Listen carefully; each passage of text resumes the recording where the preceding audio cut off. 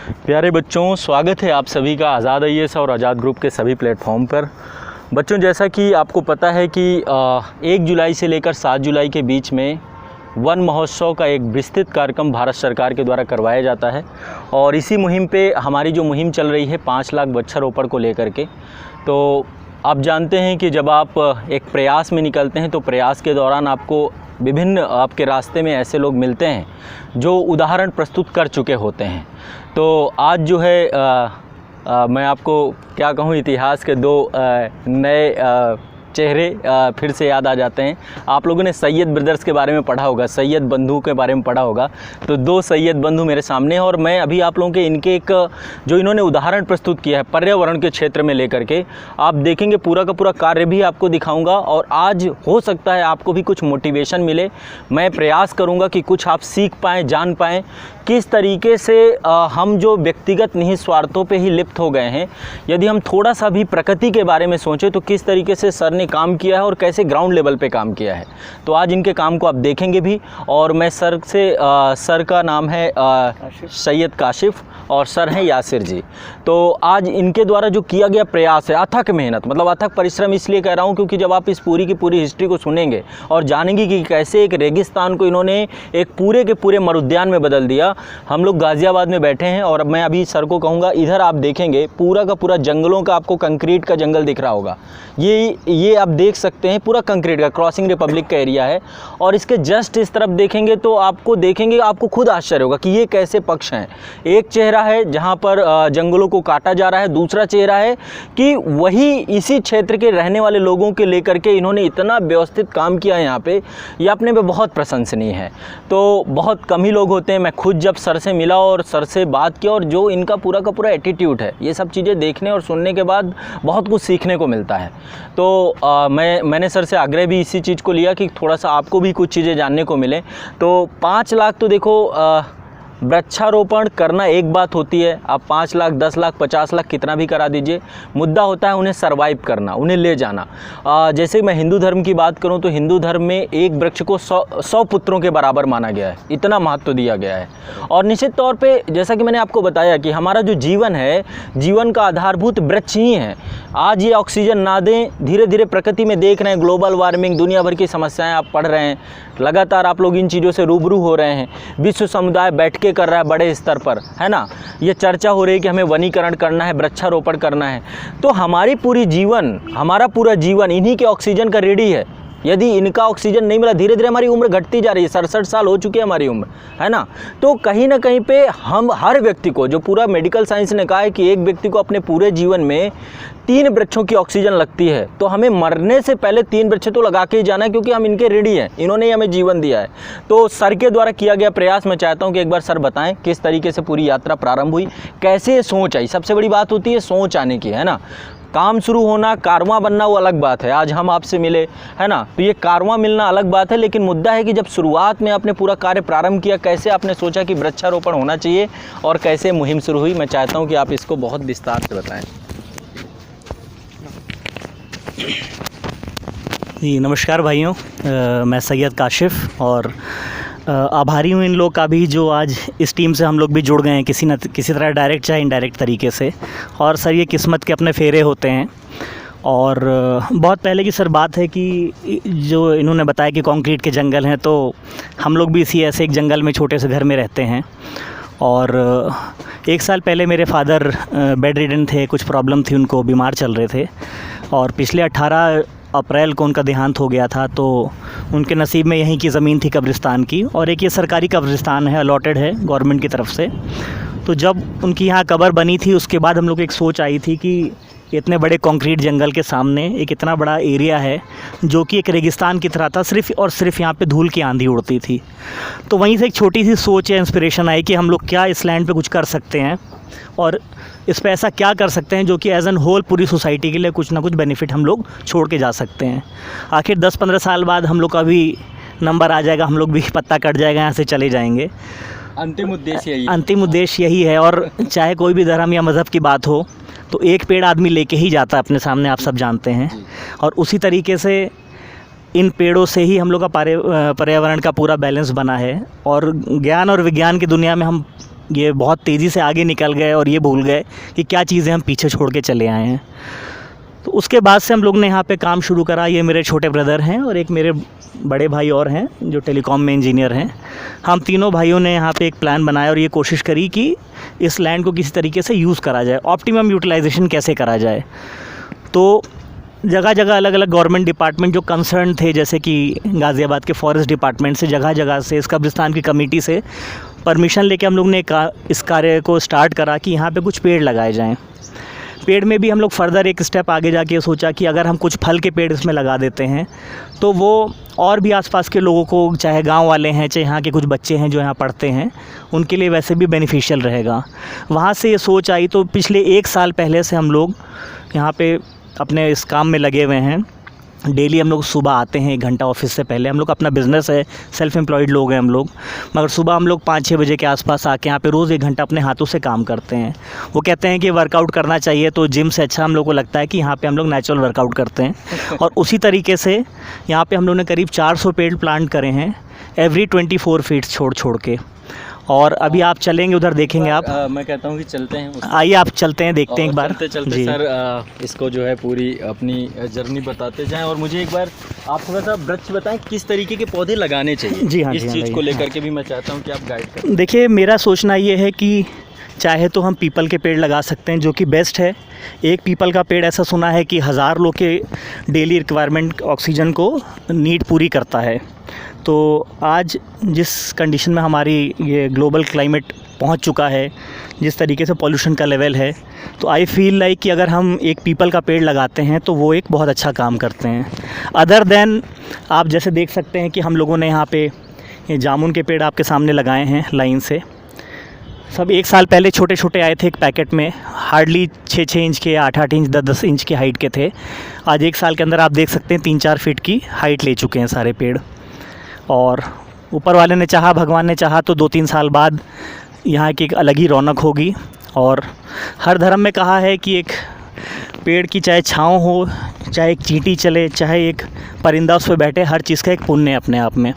तो आप देख सकते हैं ये जो इलाका आप देख रहे हैं, पहले यहाँ आते थे तो हार्डली यहाँ पे आपको ज़रा सी भी ग्रीनरी नहीं दिखती थी। गिनती के 4 या 5 पेड़ ये थे इस पूरे 20 बीघे या 18 बीघे के अंदर। हार्डली 4 या 5 पेड़ थे। मगर आप जैसे जैसे आगे बढ़ेंगे आप देख सकते हैं इसमें हम लोगों ने इस कब्रिस्तान को किस तरह से यूज़ करा है कि ज़मीन आपकी वही है, कब्रें वहाँ पे आगे भी बननी है, बट इस खाली ज़मीन को हम लोगों ने इस तरह से यूज़ करा कि 400 पेड़ लग गए हैं। और कोई भी पेड़ इसमें गर्मी में अगर हम नहीं बचा पाए थे तो उसको हमने हैंड टू हैंड वहीं पे रिप्लेस करके, आज ये काउंट है हमारा 1 साल बाद कि 400 के 400 पूरे पेड़ आप गिन सकते हैं यहाँ पे लाइन से। एक भी पेड़ डाउन नहीं है। उसके लिए बहुत मेहनत करी गई। मेरे 2 ब्रदर्स हैं, हम लोग ने अपने हाथ से काम करा यहाँ पे। लॉकडाउन में जब कोई लेबर अवेलेबल नहीं थी तो हम लोग उस टाइम में भी आके यहाँ पे, रमज़ान के टाइम में जब एक पानी आप एक बूंद नहीं पी सकते हैं, उस टाइम में 4 घंटा लगता था हम लोग, मगर एक दिन भी हम लोग ने यहाँ गर्मी में एक दिन भी बिना पानी के इन पेड़ों को, पौधों को नहीं छोड़ा है। तो आप आगे आ सकते हैं, आप देख सकते हैं कुछ पेड़ जैसे कि अंजीर, नींबू, कदम, कटहल, नीम और आपके कनेर हैं। और फलों की और बात करते हैं तो नारंगी है, अमरूद हैं, कई वैरायटीज़ के हैं, चाइनीज़ अमरूद हैं, इंडियन अमरूद है, बहुत सारे तरह के अलग अलग वैरायटीज़ के अमरूद हैं इसमें ख़ास करके आपके। इसके बाद अनार के पेड़ हैं बहुत सारे, केले के हैं, पपीते हैं, जामुन हैं, शरीफ़ा है, बहुत तरह के पेड़ हैं ऐसे जो हम लोगों ने कवर करे हैं। और आप देख सकते हैं बिल्कुल लाइन से हम लोगों ने, एक लाइन में सारे, जिग जैग नहीं बल्कि एक लाइन में, चाहे आप आइदर वेज जाए राइट या लेफ़्ट, सब जगह 24-24 फीट पे एक पूरा जाल बना दिया इसके लिए। तो ये एक हम लोग की मेहनत थी जो आप लोग के सामने है।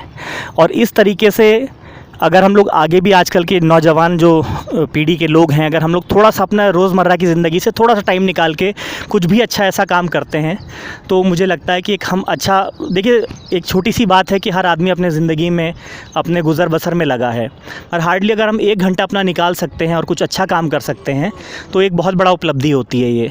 तो एक टाइम ऐसा था कि यहाँ पे लोग हंसते थे हम लोगों के ऊपर, मजाक करते थे, बहुत कुछ कष्ट हम लोग ने सहे जो दिल पे लगी बातें। बट आज ऐसा हो गया है कि 2 किलोमीटर आगे तक हम लोग को, सैयद भाइयों को लोग जानते हैं और आते हैं, नाम से मिलते हैं। और आज इतनी मेहनत के बाद कंट्रीब्यूशंस भी आ रहे हैं, बिना कहे लोग दिल्ली से आते हैं, वेरीफाई करते हैं कौन सैयद ब्रदर्स हैं, और जब उनको तसल्ली हो जाती है तो अकाउंट में अपने आप 5,000 3,000 रुपये आ जाते हैं, जिसको फर्दर हम लोग यहाँ डाइवर्ट करते हैं ईमानदारी से। और ये हम लोग की मेहनत है, और इंशाल्लाह ऊपर वाले ने साथ दिया तो हम लोग साल 1.5 साल के अंदर इसको और अच्छा आप देखेंगे इस एरिया को, जो कि एक 50 साल पुराना कब्रिस्तान है, जो एक बंजर जगह पड़ी थी, और आज आप देखिए हरियाली का एक नमूना है। तो ये हम लोग जो अपनी तरफ से कर पाए, हम लोग के एफर्ट्स हैं आपके सामने, यही आपसे कहना चाहूँगा। सर एक चीज़ मैं आपसे और पूछना चाहता हूँ कि जैसे कोई ये सोच रखता है कि वो भी वृक्षारोपण करे, लेकिन ज़मीन की उपलब्धता एक सबसे बड़ी समस्या आती है, तो मैं चाहता हूँ कुछ बेसिक आइडिया आप ये बताइए कि ज़मीन की उपलब्धता को लेकर के शहरों में कैसे हो सकता है। गाँव में तो की बड़ी संख्या में खेत हैं, खलिहान हैं, लोग वहाँ लगा सकते हैं, जगह की उपलब्धता सुनिश्चित हो सकती है, वनीकरण भी है, लेकिन शहरों में बड़ी समस्या आती है। तो किस तरीके से ज़मीन अरेंज हो सकती है, कहाँ कहाँ पे हमें एफर्ट करने होंगे, थोड़ा ये आप जानकारी दें, ये बहुत ज़रूरी है। देखिए एनसीआर में अगर बात करते हैं तो आप समझ सकते हैं ज़मीन अवेलेबल नहीं है, बिल्डर्स काम कर रहे हैं जगह टाउनशिप में, मगर आखिर ये बिल्डर भी एक हद तक इंसानी होते हैं, और आप किसी भी बिल्डर्स को या इस तरह की इंटीग्रेटेड टाउनशिप को अप्रोच करेंगे, ख़ास करके एनसीआर या इस तरह की डेवलपिंग स्टेट्स या डेवलपिंग सिटीज़ में, तो इस काम के लिए आई डोंट थिंक कि कोई भी आपको कहीं से रुकावट आएगी। जैसे कि सामने आप टाउनशिप देख रहे हैं, यहाँ करीब 20 से 25,000 फ्लैट्स हैं, इंटीग्रेटेड टाउनशिप है, मगर इसके अंदर भी कल मेरी जब प्रेसिडेंट साहब से बात हुई, मिस्टर तरुण है यहाँ पे प्रेसिडेंट, तो उन्होंने भी कल मुझे यस बोला कि ठीक है आप अपना प्लान समझाइए, कौन से पेड़ आप सेलेक्ट कर रहे हैं, और उन्होंने परमिशन दे दिया आज हम लोगों को कि हम लोग कुछ पेड़ यहाँ पे भी लगा सकते हैं। इसी तरह से गवर्नमेंट डिपार्टमेंट्स के बहुत अच्छा सपोर्ट रहा हम लोग का। मेरा इंटरव्यू हुआ था फॉरेस्ट डिपार्टमेंट में, लेडी थी, मुझे नाम ध्यान नहीं आ रहा है, और बहुत अच्छी लेडी थी, उन्होंने एक गो में हम लोग को पेड़ पिछली बार यहाँ अवेलेबल कराए थे, जो मैक्सिमम पेड़ वहीं से फॉरेस्ट डिपार्टमेंट के ही लगे हैं, अदर देन फ्रूट प्लांट्स। तो मुझे ऐसा महसूस नहीं होता है कि कोई भी मना करेगा इस चीज़ के लिए। इज़ जस्ट दैट इन्होंने जो बात आपसे कही थी कि अगर हम 1000 पेड़ भी लगाते हैं, और उसमें से हमारा मेन पर्पज़ होना चाहिए कि आप चाहे 5 पेड़ लगाएं, मगर उसको अगर आप इनिशियली 2-3 साल केयर कर लेते हैं तो आप उससे बड़ा काम कर सकते हैं। 1000 पेड़ से लगाने से बेहतर है कि आप 2 या 3 पेड़ बड़े कर दें, सबसे बड़ी चीज़ ये है जी। तो यहाँ पर देखिए एक और जैसा कि मैंने बताया कि सैयद ब्रदर्स दोनों ने मिल कर के काम किया है। जहाँ तक सर ने मुझे पूरी यात्रा साझा की, देखिए ऐसे ही होता है, आप ये चाहेंगे पौधे हैं तो शुरुआती इनिशियल एज में जो प्रॉब्लम्स आती हैं इनको, शुरुआत कैसे, जैसे अब तो 1 साल की इनकी उम्र हो गई, 1 साल में जड़ें भी मजबूत हो गई, तो जब शुरुआत में हम पौधा लगाते हैं तो क्या हाइट होनी चाहिए, कैसे उनको केयर करनी चाहिए, मैं चाहता हूँ कुछ चीज़ें आप इस पर बताएँ। कितने समय में पानी देना चाहिए, ये सारी बहुत बेसिक चीज़ें हैं, और इन पर थोड़ा सा आप बताएँ। हेलो बच्चों, मैं आप सभी लोगों से बस यही कहूँगा, कुछ चीज़ें इसमें बड़ी इम्पॉर्टेंट हैं। हर कोई भी टास्क होता है उसमें बहुत चीज़ों का ध्यान रखना पड़ता है। हम लोग हर ही तरीके के टास्क घर में भी करते रहते हैं, बाहर में भी करते रहते हैं, लेकिन सारी चीज़ कुल मिला के है क्या, रिस्पॉन्सिबिलिटी। तो अगर हमने एक पेड़ भी, आप उतना ही काम करो, आप वही करो जो आप रिस्पॉन्सिबल तरीके से निभा सकते हो। हम हर चीज़ के लिए सरकार के ऊपर डिपेंड नहीं हो सकते हैं। हम लोग भी इसी धरती पे रह रहे हैं, इसी भारत भूमि पे रह रहे हैं। हम सब की अपनी ज़िम्मेदारी है, सरकार की अपनी ज़िम्मेदारी है। हम सबको ज़िम्मेदारी से, हर एक आदमी चाहे, हर एक बच्चा चाहे तो एक पेड़ लगाने के लिए हमारे पास ना ज़मीन की कमी है, ना हमें किसी से परमिशन लेनी है, और अगर आप लार्ज स्केल पे करना चाहते हैं तो आपको पेड़ लगाने का काम ऐसा है कि हर आदमी आपको सपोर्ट करता है। ओनली द फैक्टर इज़ कि हम इनिशिएटिव कितना लेते हैं। हम लोग को भी शुरू में इनिशिएटिव लेते हुए थोड़ा सा इल फील भी हुआ, एज़ मेरे ब्रदर ने आपको बताया कि हम लोग के कमेंटिंग भी आया, सब कुछ आया, बट एट द एंड हम लोग के माइंड सेट ये था कि अगर ये पेड़ चल गए और ये चीज़ डेवलप कर गई तो शायद आने वाले कई पीढ़ियों को, शायद आसपास के लोगों को हम एनवायरनमेंट अच्छा दे पाएंगे। और हेल्दी एनवायरनमेंट होगा तो हम लोग सभी लोग ग्रो करेंगे। तो इसलिए हम लोग ने भी बहुत बड़ा पेड़ नहीं लाए थे, फंडिंग की प्रॉब्लम थी। हम लोग भी कंट्रीब्यूशन करवा के चंदा अपनी जेब से, बड़े स्ट्रगलिंग स्टेज पे रहे शुरू में, और इस चीज़ को हम लोग ने इस्टेब्लिश करा। छोटे छोटे पौधे हम लोग लेके आए थे, बस उसका ध्यान ये रखा गया था कि सही गड्ढा खुदे, सही तरीके से उसकी जो रैपिंग होती है उसको हटा के प्रॉपर प्लांटेशन करा जाए और उसको पानी देने का ध्यान रखा जाए। सर यहाँ पे थोड़ा सा मैं आपको टोकना चाहूँगा, जी। गड्ढे को हमें कितना खोदना चाहिए कम से कम, जिससे पौधे की जड़ अच्छे से मजबूती से पकड़े? देखिए, कम से कम मैं ये कहता हूँ 1.5 फीट तो गड्ढा, 1 से 1.5 फीट गड्ढा होना ही होना चाहिए। आप 2 फीट कर दें बहुत अच्छी बात है, लेकिन 1.5 फीट गड्ढा आइडियल है कि आप 1.5 फीट गड्ढा उसको करें ही करें किसी पौधे को अच्छा चलाने के लिए। जी। तो इतना गड्ढा करें और उसके बाद उस पर प्रॉपर आप ध्यान दें। सुबह आप बताइए, एक पौधा भी अगर बच्चों आप लोग लगाते हो अपने अपने घरों पे भी, हार्डली कितना देर लगती है पानी देने में? मुश्किल से आधा मिनट भी नहीं बेटा। लेकिन उससे आप ये सोचो कि आप एनवायरनमेंट को, अगल बगल अड़ोसी पड़ोसी और पब्लिक को हम क्या क्या दे रहे हैं। आजकल हम लोग का सबका ध्यान इससे हट गया है, इसीलिए एनवायरनमेंट ऑल ओवर इतना ग्लोबल वार्मिंग हो रहा है। तो हम लोग चाहें तो इसको रिस्पॉन्सिबल तरीके से एटलीस्ट अपने भारत देश में तो कंट्रोल कर सकते हैं। और हमारे यहाँ बहुत पॉल्यूशन है, चाहे दिल्ली एनसीआर हो, चाहे कोई मेट्रो सिटीज़ हो, और भी क्षेत्र हों आसपास के, हर जगह पॉल्यूशन है। तो आप सबसे रिक्वेस्ट है बेटा कि सब लोग इसमें मेहनत करो, सब लोग आगे आओ। उतनी मेहनत नहीं है, थोड़ा सा वक्त देना होगा, मुश्किल से 5 मिनट का, और 5 मिनट का वक्त हम निकाल के अपने एनवायरनमेंट को अच्छा बना सकेंगे तो उससे बढ़िया कोई अचीवमेंट नहीं है। मैं बस आपसे यही कहना चाहूँगा बेटा। तो जैसा कि आप देख रहे हैं, पूरी की पूरी आपको सर के द्वारा किया गया प्रयास है, और ये सिर्फ एक एग्जाम्पल है, उदाहरण है आपके सामने। दोनों सैयद बंधुओं ने आपको बताया, सारी चीज़ें दिखाई। तो मैं ये चाहता हूँ कि अभी एक उदाहरण आप सीख सकते हैं इससे। मतलब ये एक छोटी मोटी मेहनत नहीं है, एक बच्चे को पालने में जितनी मेहनत लगती है ना, उससे ज़्यादा मेहनत इसमें आपको देख सकते हैं आप। और यहाँ पे 400 वृक्ष इन्होंने लगाए थे, और 400 के 400 वृक्ष आज उसी अवस्था में, एक भी वृक्ष यहाँ से गिरा नहीं। ये सबसे बड़ी उपलब्धि होती है। हज़ारों की संख्या में वृक्ष लगाकर आपको मिलेगा क्या? कुछ भी नहीं मिल पाएगा। तो ऐसी स्थिति में ये एक बहुत बड़ा एग्जाम्पल है। सर के द्वारा जैसा कि बताया गया था कि यहाँ पर जेसीबी से लेकर के लगातार जो है काफ़ी दिनों तक, लगभग 2.5 महीने तक काम चला था। 2.5 महीना यहाँ पे बच्चों जेसीबी से डे एंड नाइट काम चला है। आधे दिन मैं ड्यूटी देता था, आधे दिन मेरे ब्रदर ड्यूटी देते थे। इस तरीके से करके हम लोगों ने इसको इस्टेब्लिश करा है। और ये बात बिल्कुल ठीक है, आप 1 पेड़ लगाओ, 5 पेड़ लगाओ, मत जाओ 1000 पे, मत जाओ 500 पे, लेकिन उसको कोशिश करो कि उसको चला दो। जी। यासिर सर, एक चीज़ और पूछना चाहता हूँ मैं कि आप मुझे ये बताएं कि पानी कितने अंतराल पे देना चाहिए हमें वृक्षों को? पानी जितना मेरी समझ कहती है, बाकी और भी टेक्निकल लोग हैं, उनसे भी आप लोग को एडवाइस लेना चाहिए। हम लोग को ये लगा कि हर तीसरे दिन हम लोग पानी यहाँ पे देते ही देते थे। हर तेज़ गर्मी है तो हर दूसरे दिन, अदरवाइज़ हर तीसरे दिन हम लोगों ने इन 400 साढ़े 400 पेड़ों को पानी दिया। इसको पूरे को पानी देने में आप ये लगा लीजिए कि 6 घंटे का टाइम हम लोगों का लगता ही लगता था। तो हम लोग सुबह 5 बजे यहाँ आते थे, 9 बजे तक के, 10 बजे तक के, फिर अपना काम था, खुद का बिज़नेस था, तो हम लोग थोड़ा लेट भी जाते थे। लेकिन इसको क्योंकि ज़िम्मेदारी बन गई थी तो इसको हम लोग ने पूरा निभाया है। 2 सीज़न निकल गए, एक ठंडक इसने झेल लिया इन पेड़ों ने, एक गर्मी झेल रही। बस ये 2 टाइम झेलने के बाद उसके बाद ज़्यादातर पेड़ ऊपर वाले की कृपा से चल ही जाते हैं। चलिए, मैं बस अब इसको समअप करूंगा, और एक बहुत ही महत्वपूर्ण चीज़ मैं सर से, काशिफ सर से पूछूंगा कि अब कैसा लग रहा है? जैसे आपने मुहिम चालू की, आज इतने बड़े स्तर पे हो गया, आकर के आप खुद ही से देखते होंगे दिन प्रतिदिन में, तो सुकून कैसा मिलता है? रात को नींद अच्छी आती होगी आपको? देखिए, मुझे डबल खुशी इस चीज़ की है कि नॉट ओनली पॉल्यूशन, ऑक्सीजन की बात तो है ही है, बट ये जो आप फल के पेड़ देख रहे हैं, वैरायटी ऑफ पेड़, जितने हमारे नॉर्थ इंडिया में पेड़ लग सकते थे, शायद ही हमने कुछ पेड़ छोड़े हैं, और कुछ मेडिकल प्लांट्स भी हैं।